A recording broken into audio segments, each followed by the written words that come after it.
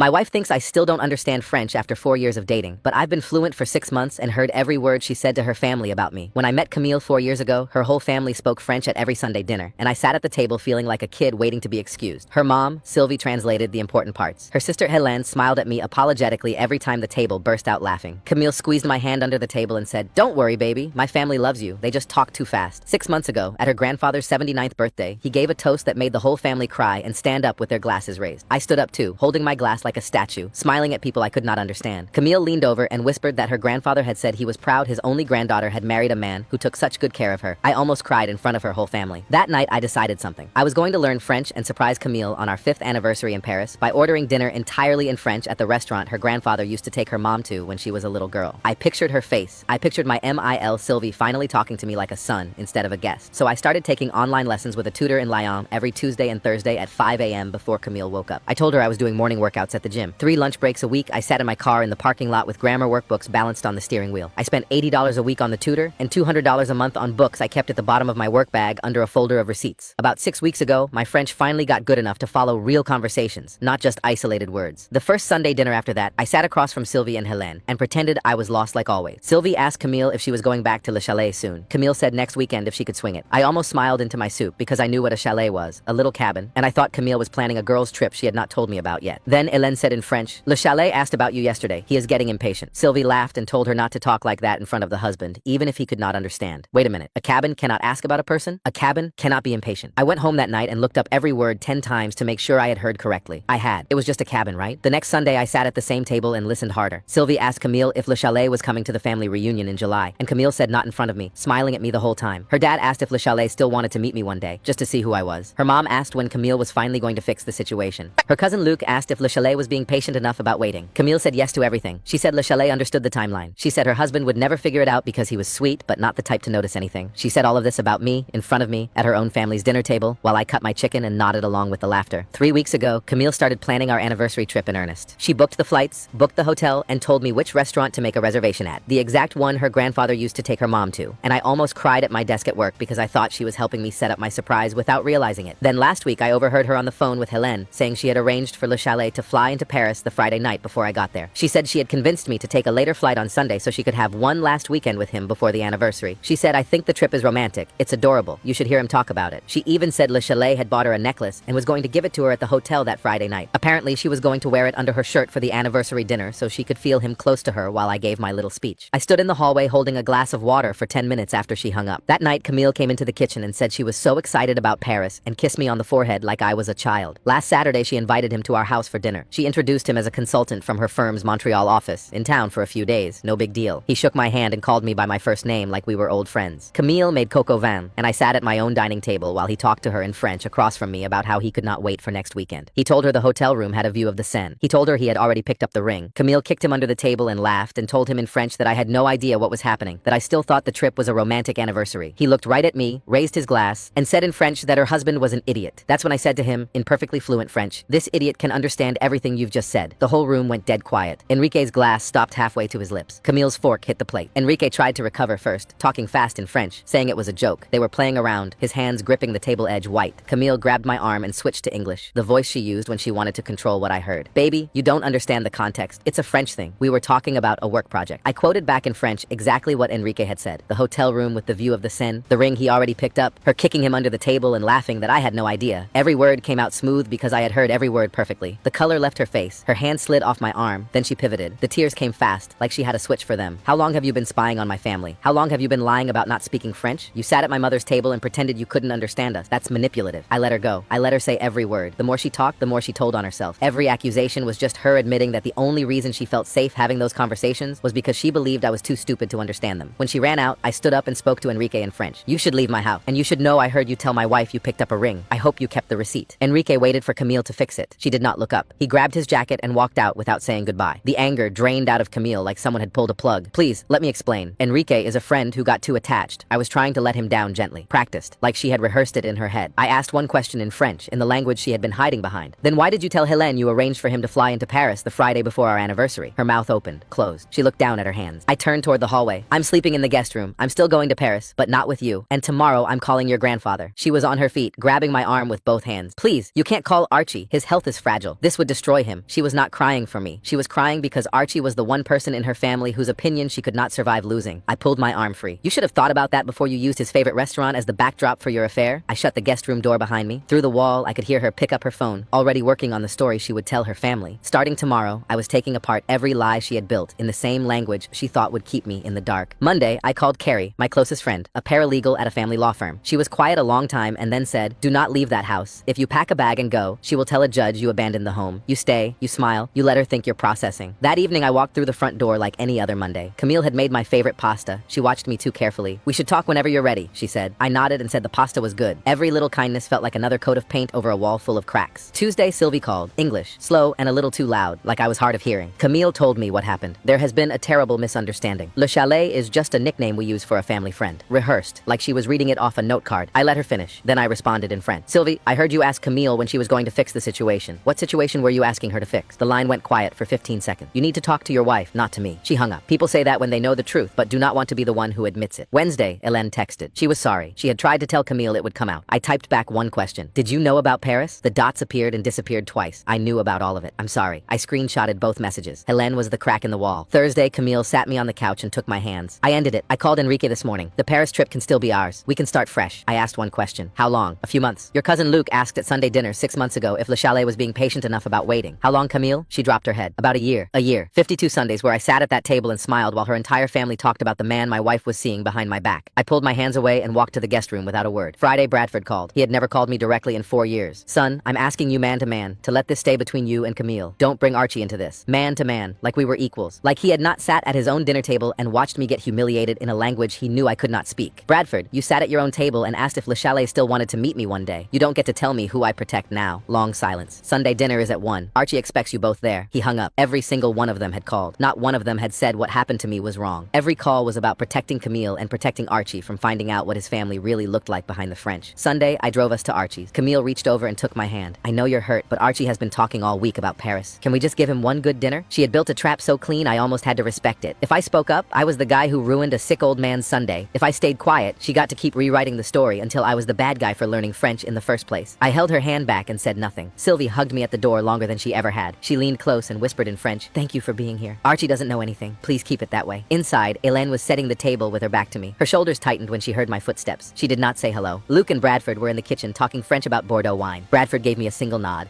Then Archie came around the corner in his dark blue cardigan. He took my hand in both of his and patted my cheek the way he always did. "My grandson, I am happy you are here." He said it in slow French because he thought I could only pick up a few words. He meant it. He looked at me like I was his own grandson and not just a man who married into his family. He turned to Camille and switched to full speed about Paris, about the table by the window where his wife used to sit, about the waiter who brought extra bread because she was beautiful. His eyes got glassy. I understood every word. This was the man whose toast made me want to learn French in the first place. And his granddaughter had taken his favorite restaurant and turned it into the backdrop for her affair. In the hallway near the bathroom, Camille grabbed my wrist hard. "If you love me at all, you won't do this here." Not in front of him. She was not pretending to be sad anymore. She was giving me an order. "I don't owe you anything, but I'm not here to hurt Archie. I'm here because this family owes me the truth in front of the one person you're all afraid to lie to." Her eyes went wide. "What does that mean?" I did not answer. We took our seats. Archie at the head, Camille across from me, Hélène and Luke at the far end looking at their plates. Then Archie lifted his glass. He talked about family, about loyalty. He said his wife used to say the true measure of a family was how they treated the people who married into it. His eyes landed on me. Not on Camille, on me. "You are patient. You are kind. You sit here every week and you try. That is more than enough." My throat closed. Then his voice changed. He said his doctor had told him to slow down. He did not know how many more Sunday dinners he would be able to host. "Promise me you will always protect each other. Promise me you will never let small disagreements become big silences. You two are my future. Take care of each other." Sylvie cried into her napkin. Bradford's jaw was tight, his eyes red. Camille's hand found mine under the table and squeezed, and everything I had planned to say in that room collapsed. If I stood up now, Archie was not going to see justice. He was going to see his family falling apart at his Sunday table while he asked them to hold together. I was ready for a fight. I was not ready for this. Luke must have felt the air change because he jumped in with a fishing story, big gestures, the whole table laughing. Sylvie laughed. Bradford cracked a smile. Even Archie chuckled. The normalcy was so thick I could barely breathe. I felt eyes on me. Hélène at the far end, not eating, not laughing. She mouthed 2 words in French. "Not here, please." Even the crack in the wall was choosing this table over me. I pushed my chair back. "Excuse me, I'm going to use the bathroom." I locked the door and gripped the sink and looked at myself. My face was flushed. My eyes were a little red. A guy trying very hard not to fall apart, and honestly, that was not far from the truth. I thought about Archie's toast,